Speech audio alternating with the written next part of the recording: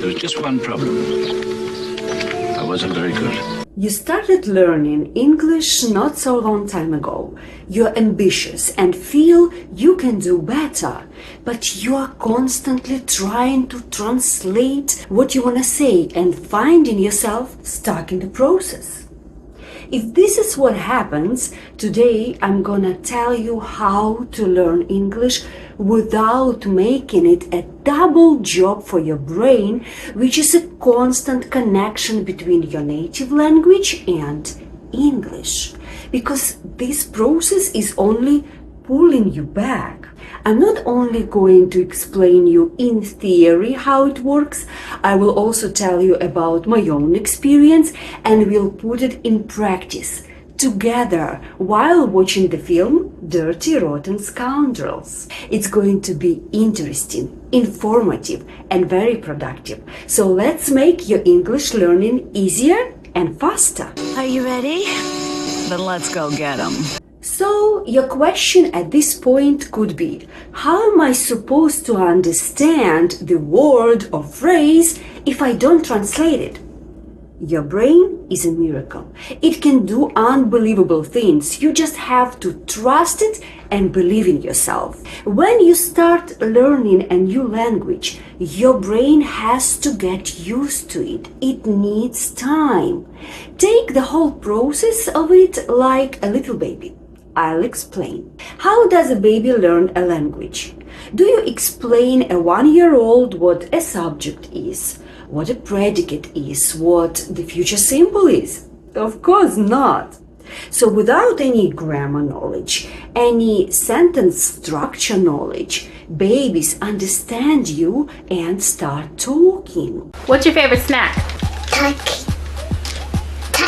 Cookie. It happens because kids are constantly exposed to the language.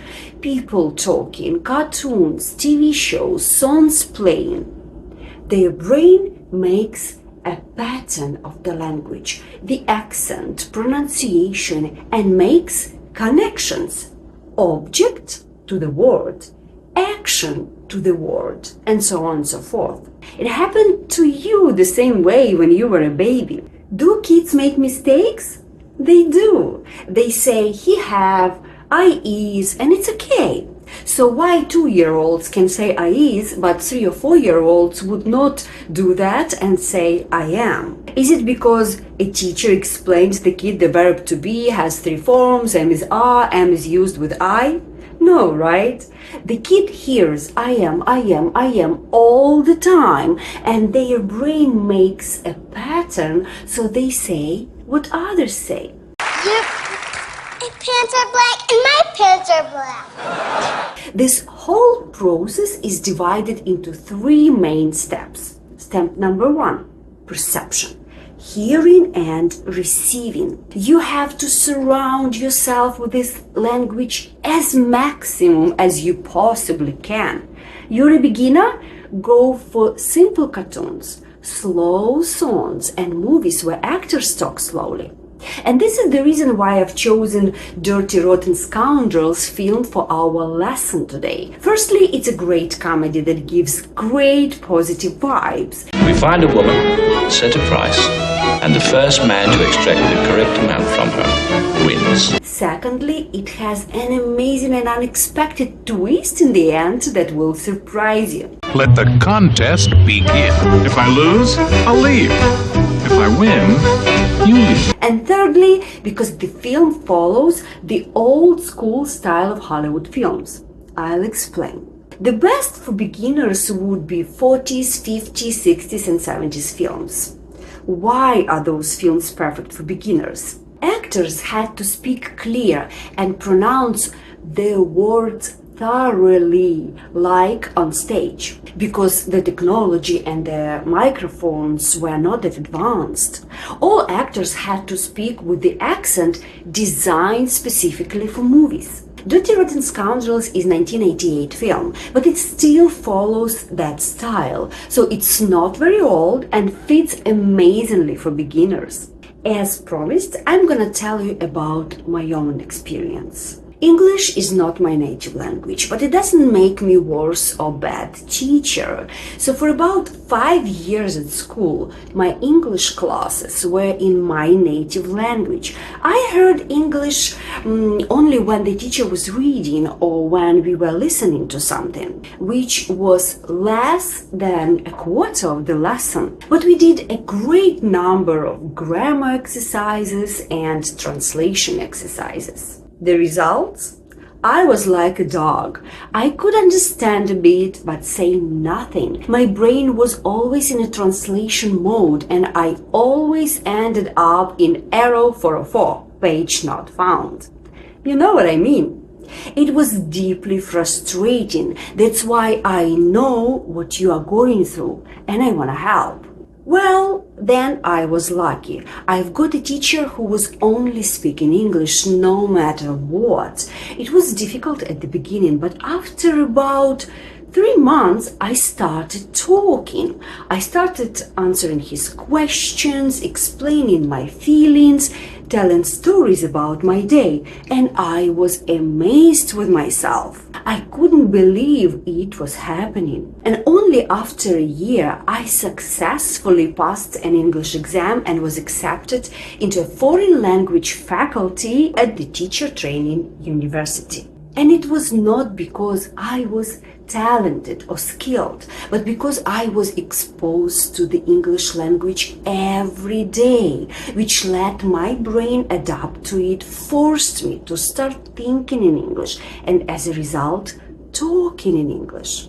I didn't have to choose which tense I should use, present perfect or present perfect continuous. I didn't have to choose the correct preposition, depend to or depend on. My brain would tell me depend to doesn't sound natural because I've heard this phrase like 100 times already.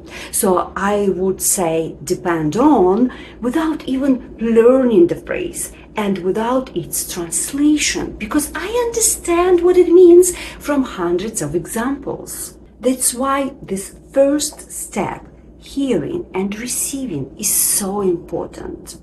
Give your brain time to adapt, to unconsciously create the language pattern until it starts recognizing familiar words and phrases. The moment you're like, oh, I know this word, I understand this phrase, this is the moment you move to step 2. But before talking about step 2, let's practice step 1, hearing and receiving.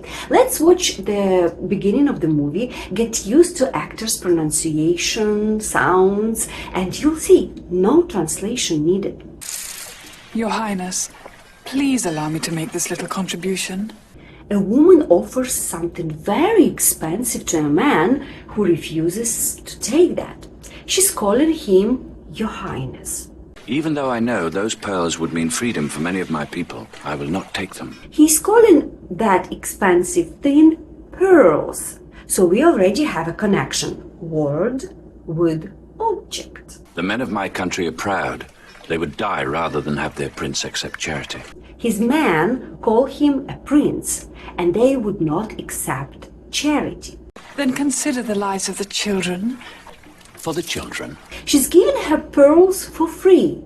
So giving something to someone for free, for no money in order to help, it is charity. We have another connection, word with action.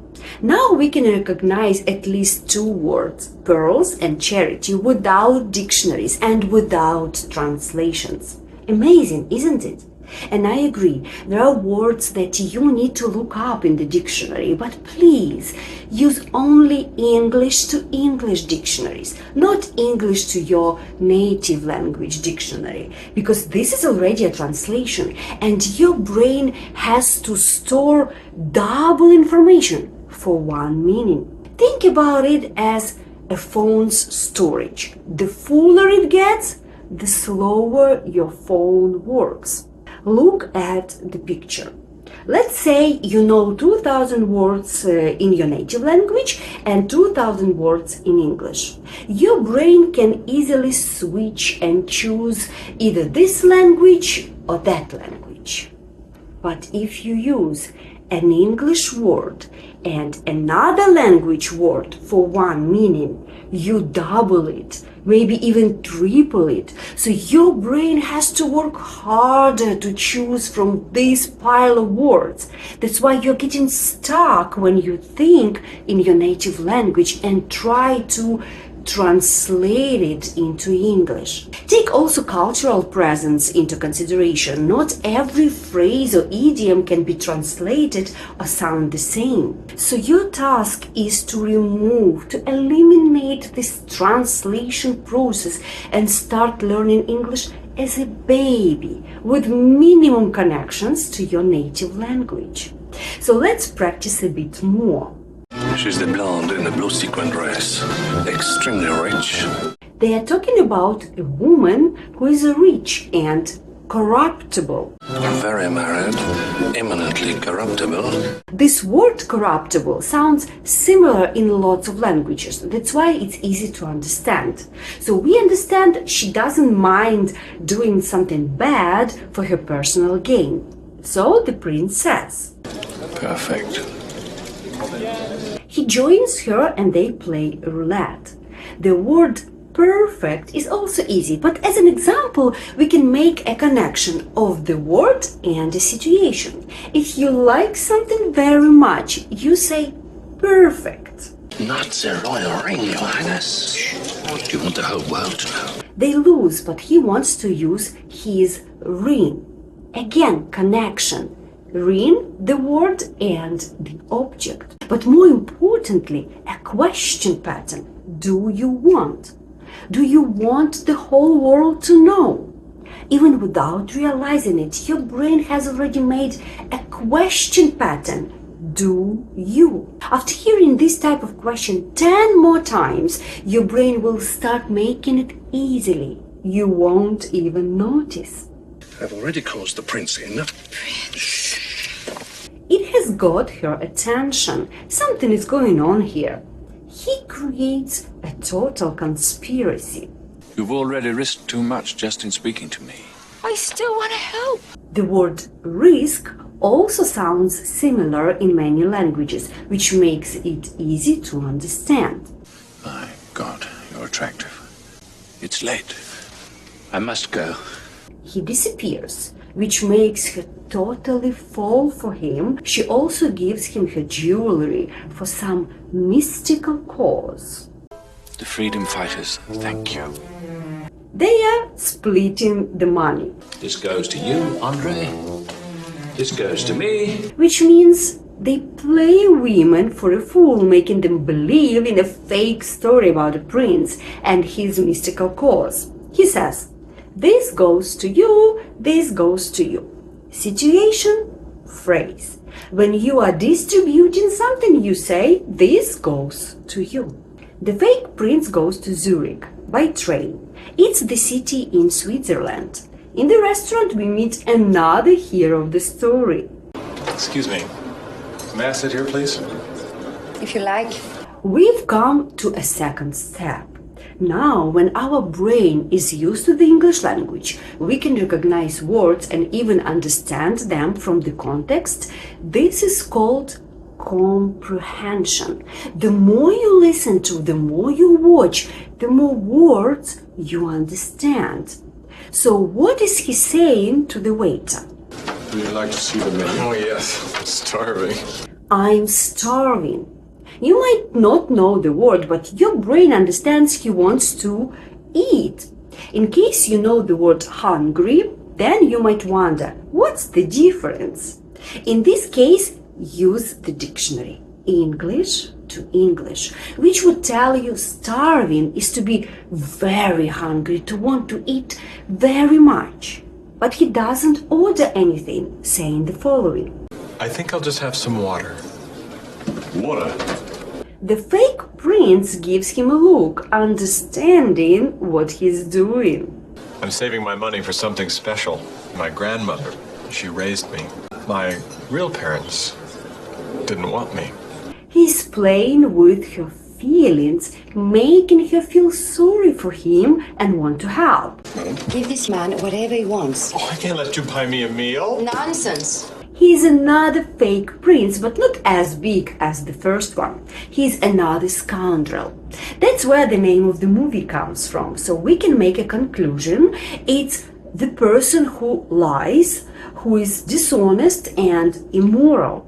This word is not popular anymore. Today people say a jerk, womanizer, or just a bad guy. They happen to be in one compartment. I couldn't help overhearing your conversation in the dining car.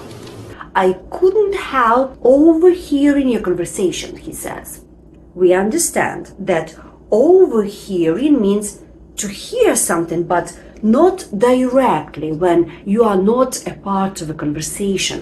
So now, when we recognize English words, we can understand the meanings from a situation, from a context, even from a similarity to another language, like the words risk or corruptible.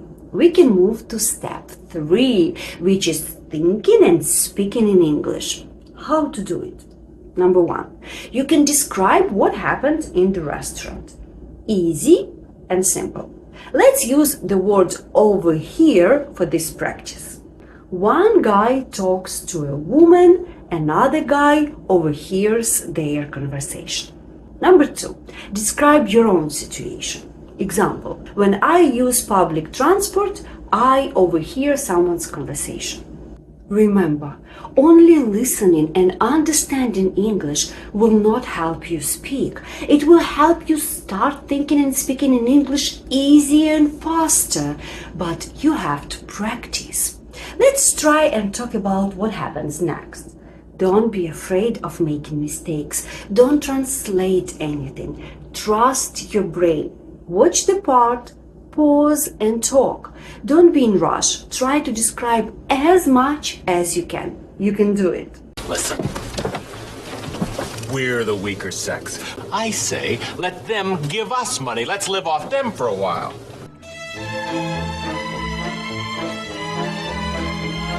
Here is my example. The younger guy looks excited, telling his travel companion about his idea of telling women fake stories to make them give him money or buy him something, thinking they are helping him. That probably shocks a guy like you, right? Do you have any idea what it feels like to take a woman for $20? No, I haven't. I'm afraid it's a little out of my class.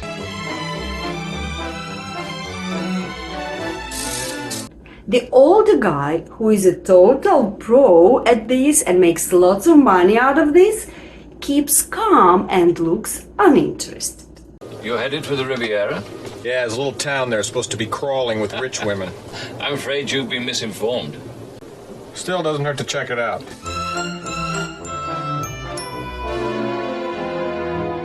But after he finds out they both go to the same city, he doesn't want to have a competitor there, even a small one. We're getting off, right? My grandmother's there and she's expecting me. Marion was perfect. Make sure she gets back all right, Andre.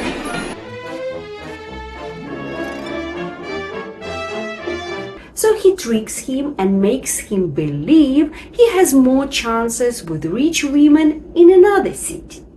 This channel, English with Movies, was created for people like you who want to understand English faster without boring rules and never-ending grammar exercises. Movies are the perfect source for it. You can hear different accents, understand from the context, build up your vocabulary, train your listening with slow and fast conversations, and practice your speaking skills, talking about your impressions, describing a main character, or telling what the film is about. On top of that, it's not boring, it's interesting, and it's working. Dirty Rotten Scoundrels is my recommendation for you to start practicing 3 steps of improving your English. The film is easy, it's funny, and I promise you're gonna have good time watching it. Write in the comments your questions and your feedback. Subscribe to the channel and share the video with those who learn English. Thank you for being with me until the very end and see you in the next lesson. What do you want? This is what I want.